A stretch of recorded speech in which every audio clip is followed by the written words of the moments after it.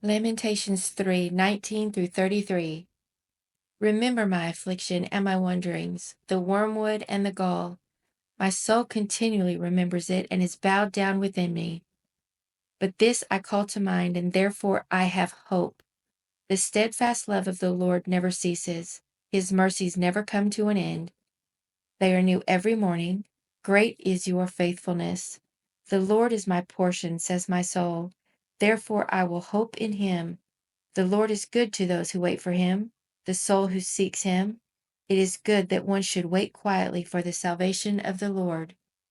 It is good for a man that he bear the yoke in his youth. Let him sit alone in silence when it is laid upon him. Let him put his mouth in the dust. There may yet be hope.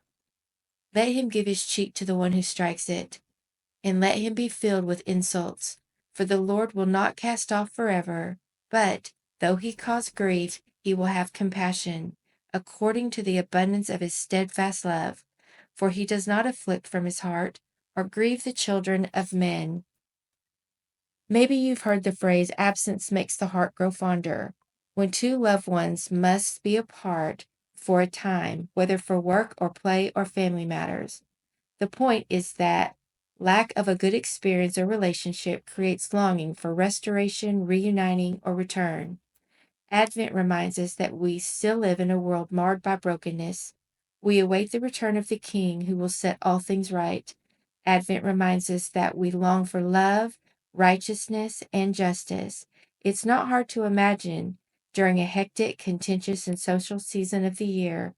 This is especially felt when families gather, some with great love and delight, others with fear and trepidation, and still more with heavy-hearted grief of loved ones lost. The author of Lamentations helps us to lean into the longings of Advent. He wrote from a place of personal and national devastation. The brokenness of this world was unmistakable and obvious to all.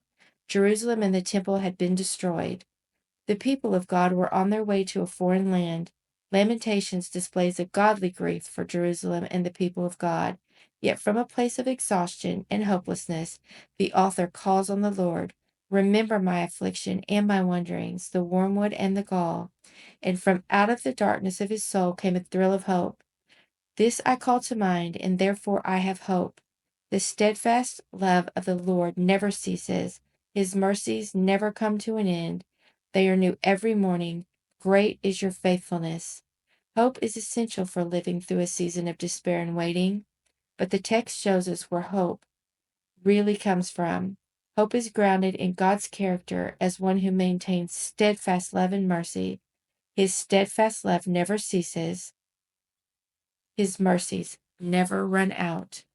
Michael Card defines steadfast love as when the person from whom I have a right to expect nothing gives me everything.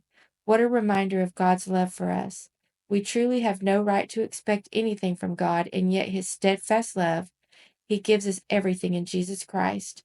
It is a reminder that God does not invite us randomly into a season of waiting, brokenness, or darkness. Lamentations said God does not afflict from his heart. Our times of trouble reveal our deep need of a tangible sense of God's love, and Lamentations offers the balm of good news that the Lord will have compassion according to the abundance of his steadfast love.